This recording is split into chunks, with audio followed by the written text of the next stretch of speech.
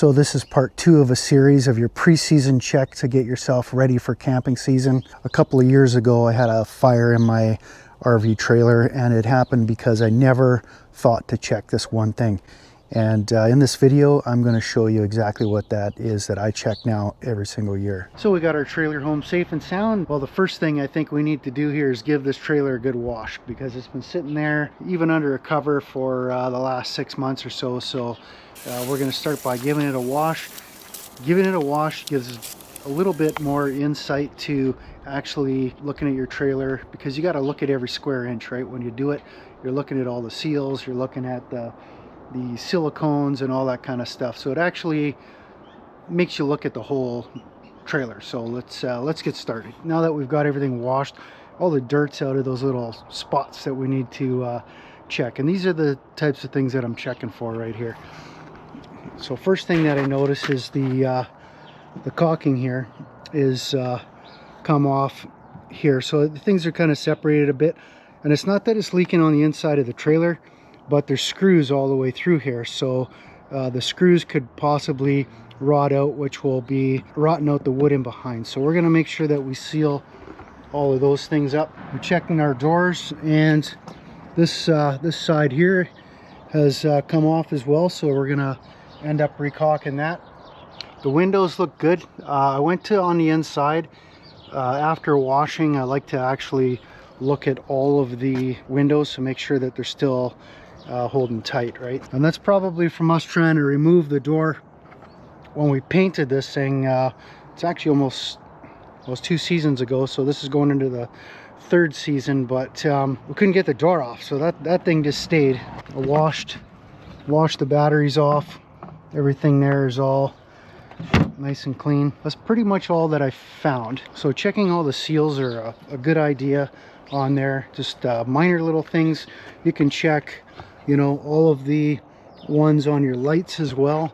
Make sure that those are all sealed up so they're not going to give you problems as well. So I'll get up with the ladder and I'll make sure that the lights are all sealed up. So so far I'm pretty happy with the inspection so far. So I like to start the inspection on top of the roof. So top down approach is what I do.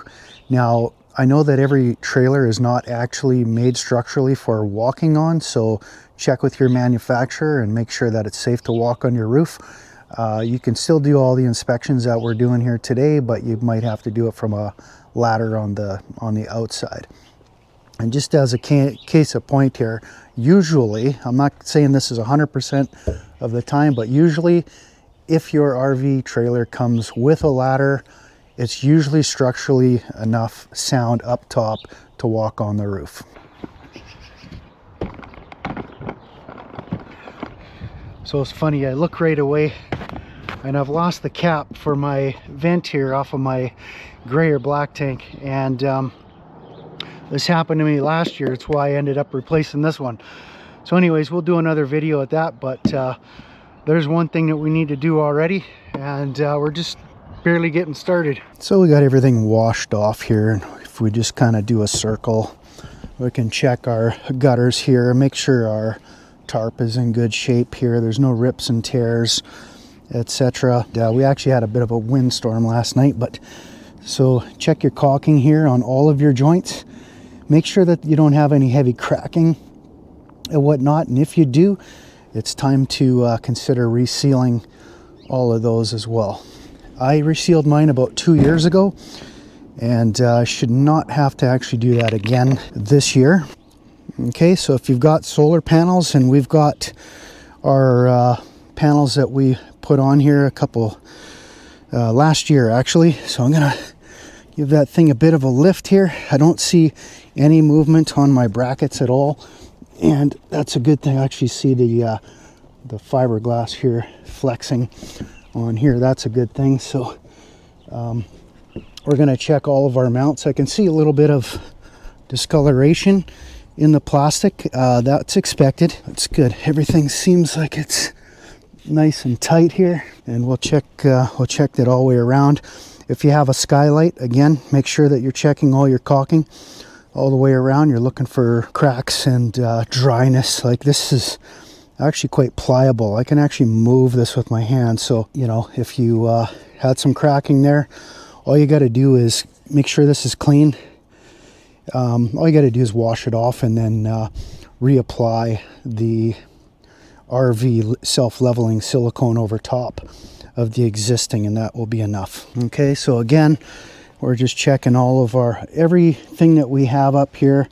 We're going to check and make sure that we've got, a lot of times these AC unit hoods, these shrouds, they become brittle over time, and I actually had to replace this one last year, actually 2 seasons ago when we painted the trailer. I was kind of surprised how cracked these units get, so you don't want this busting apart and flying into traffic in behind you. So make sure you're checking the condition of the plastic on these things here. They last a while, but they're definitely not a forever item. Okay, so just to do a quick walk around, we're looking at the silicone applied all the way around our windows if you have it.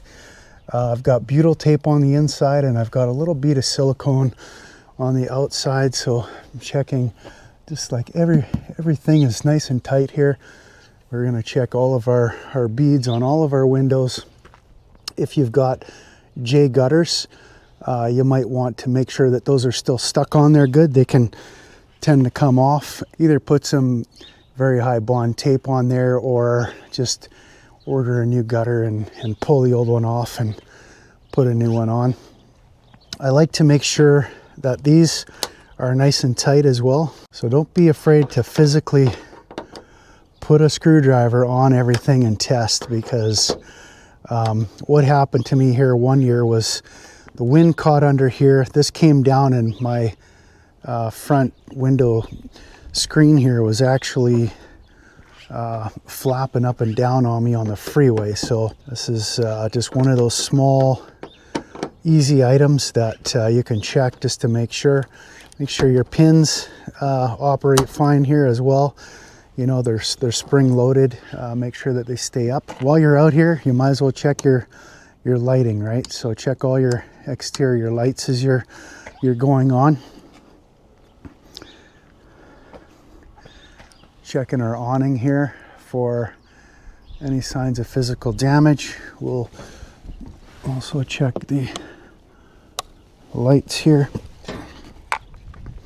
Our electrical connection here, everything looks good and dry. We're going to test that before we go anywhere. Now, we've already done our tires and wheel bearing inspection. That's going to be actually in the next video for you. I actually ended up putting these J gutters here because I noticed that when we have heavy rains, the rain comes right off the edge of this gutter. It comes right down, and it wants to sit right here in my window. So this has actually helped me to not have that problem of pooling on the window. Okay, so we can make sure that our jack works here. Our hitch pin here, just make sure, you know, you've already brought this home, but make sure that this is operating nice and easy. You don't want it to be binding or anything like that as well. And then I like to go into the battery compartment, and I like to check all of my connections here. Make sure you put an actual wrench on everything here and give it a tighten. Just make sure everything is nice and tight there. I'm going to show you how I check my propane system so that I'm sure that I don't have any leaks. You know, you don't want to have leaks for many reasons. You don't want to blow yourself up, for one, and for two, you don't want to waste your propane. So let's go through that. Okay, so we want to make sure that our propane is open. If you've got one of these auto switching devices, make sure it's selected to the tank that you're opening, or if you're not sure, just actually we'll open them both because we're going to check our fittings on this side as well. So you want to take your soapy solution here and put it on all of the joints here where you're going to have potential leak paths, right? And check your fittings as well up on your tanks. Okay, so that's where we're just going to let that sit here for the top, and we can go underneath to where my propane lines are. And so you got propane here. You can just follow it right from the tank, whatever yours looks like. And we're going to again put some, we're going to do all of the connections here and wait, right? So I can come here. This is an old one, right? This is something that has been here for a long time. You can use the soapy water. You can make your own soapy water, whatever you need to do there. So before you come out, just take another look at your fittings here and make sure that there's no bubbles there, and we'll go check out the front. Okay, and actually, since we're here, what we're going to do here is check our structural welds. I like to just take a quick look here, make sure that I don't have any cracking anywhere in my welded joints, right? So this is at the front of the trailer, and this is where everything is being held to the main frame coming out to the front. So just just take a quick visual look to make sure that there's nothing to be worried about there. Okay, and there's one more connection that we need to check here. Still need to do a little pre-season cleaning here, but right down here, this is where the gas line comes in, and we're just going to make sure that we don't have any leaks here in our. Okay, so this is where our hot water tank is, and we've got our line coming in here. This is from down below there. While we're letting that soak, we can also check our furnace. Okay, so here's our connection point here for our furnace. And we can come in here and make sure that we don't have any bubbles there too. So it looks like we're pretty good. Okay, and our final point of inspection for our propane is right here where it comes up through the floor, and we'll just we can check the solenoid here as well, make sure that there's nothing coming up through the seal through there. Okay, so obviously one of the things you want to check here is to make sure your fridge is running, because that is absolutely critical that your fridge is running. And we got some ice here in the bottom here. Just put a couple drops down there and make sure that it freezes, and make sure that your system here can actually switch over, right? So I've got a 3-way fridge, so I've got the AC, DC, and gas option. So I will make sure that all 3 of these things function. Are not going to survive very long with using coolers out there. Now, if you've got an automatic fan, you want to make sure that it does what it's supposed to do. Goes up, down. You don't necessarily got to check the rain sensor, but make sure that all the things function the way that they're supposed to. Make sure the fan goes in and out so that you can have fresh air coming in, whatever you want to do. Pumping air in or pumping air out, you never know. Make sure it all powers down and closes nicely for you. I got a video about the RV fan louver not working properly, and something to check if yours is not actually functioning the way that it should. And maybe some of you in the States don't care, but in Canada we definitely care. You want to make sure that your furnace turns on and you get nice hot air blowing out of the ducts as well. We're going to wait for our fan to cycle on. Should come on automatically. So there's the fan, and you got to wait for the heat. There's the lighting of the furnace. So we're just starting to get gas there right now, and I can already feel warm air coming out of there. So there's the furnace coming on and off. Okay, so next on the list, we're checking all the gas appliances, right? So we're gonna turn on our hot water tank. Now make sure that you've got water in your system, right? Make sure my system's already charged up. I've been utilizing the water. I replaced the tap here this year and one in the shower, you're going to get a video on the actual shower faucet, which is just absolutely going to be a great thing for us here this year. So now I can hear the gas running on the hot water tank. Let your tank heat up and just make sure that it's actually working good, okay? If you run an inverter, make sure you turn it on. Plug an appliance in. Make sure that it's actually working all right as well. Okay, so we've got our stove, which has got gas, and we've got fire. So that's the main thing. So our stove is working. You can check the oven as well if you use the oven. We actually do use the oven, but just another point to strike a flame and make sure that works. You can head up to the make sure that all of your stuff is working here. Your monitors, your water pump. Now, let's talk about the water pump for a second, because water is one of the most important things, right? When you got this going in the trailer. So I've turned on the pump and you heard it run, and now the pump is silent, right? So theoretically, if everything's nice and tight, that pump shuts off at a pressure, and it shouldn't actually cycle on and off if everything is tight. Let's just give a demonstration here. So I want you to listen for the pump running.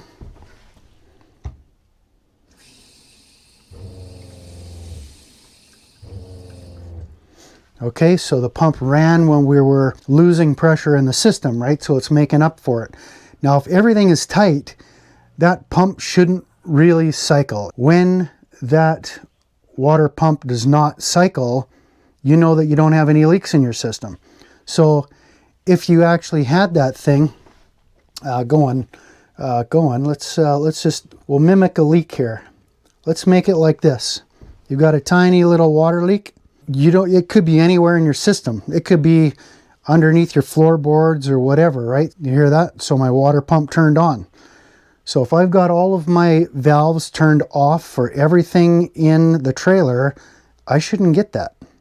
But instead, when I've got a leaky point, I've got this, right? So we don't want that. Okay, so all the water shut off, we're good to go there. But we want to test all of our hot and cold side on all of our taps as well. I'll give you a sneak peek of my new shower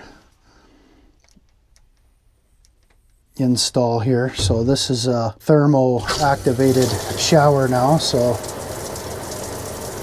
there's just one valve to turn on and off, and it actually adjusts both the hot and cold water. So that's just a worthwhile addition. I've got a video coming with that as well. So you want to make sure that your toilet, of course, is running water, and that the valve is shutting off entirely right before you do anything there. So again, if your water pump is on, if you had a leaky toilet valve, that thing would cycle on and off. So just listening for that pump to come on and off with everything charged up is going to let you know that you've got a leak somewhere and that you need to further investigate.